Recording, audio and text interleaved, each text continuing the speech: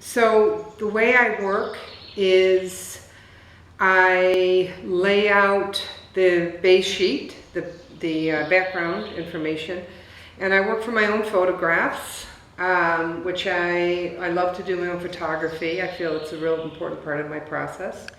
And then, just like a beginning artist, I make sure that I lay out the photograph and in this grid pattern, and then I do the same with the big piece so that I can follow my lines. And it's important for me to do that because I have to work flat. I can't put it on the wall and really see what I'm doing. So I really need to have these grids guide me. And again, the coordinated colors are the same on the bigger piece.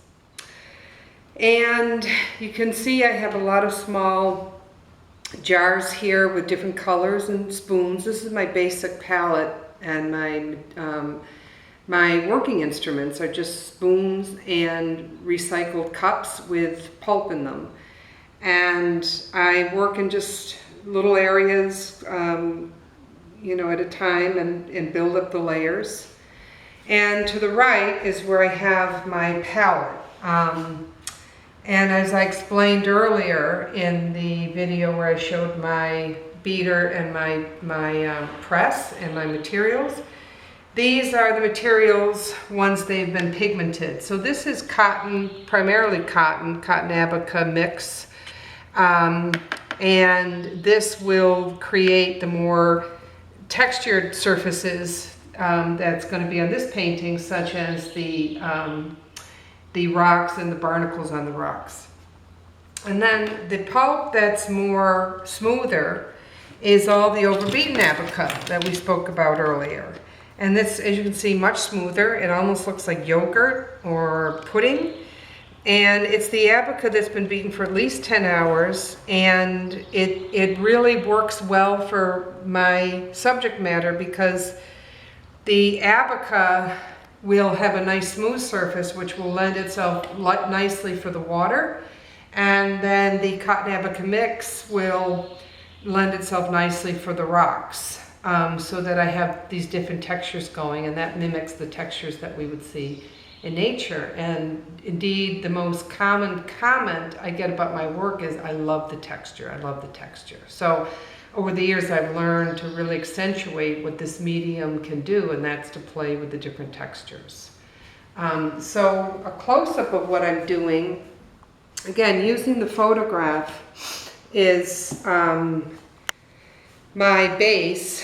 What I'm doing is I'm applying the different colors to these certain areas. So I'm going to just take a little bit of this abaca, and I'm going to come over here, and I'm going to just sort of make these dribbles of it onto what's now just gold. And that's going to give it the look of the white and gold breaking surf.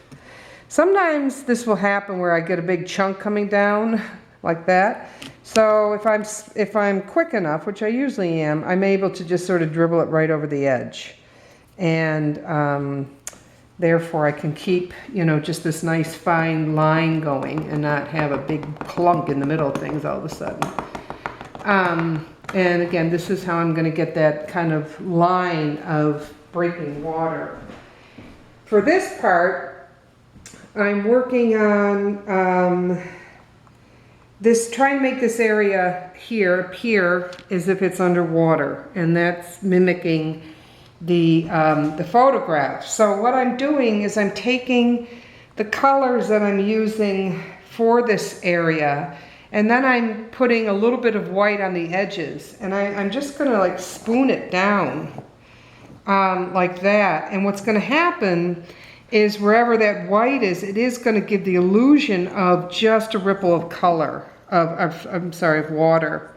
And that's going to really help give it sort of a 3D surface and appear that some of this is underwater.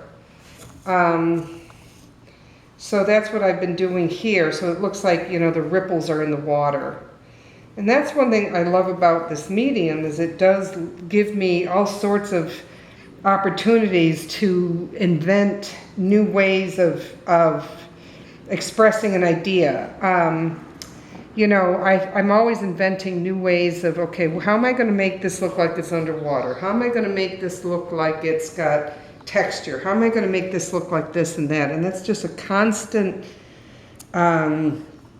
challenge, and it's a constant sense of discovery. And I really like that about this medium, that it lends me to be able to do all those things.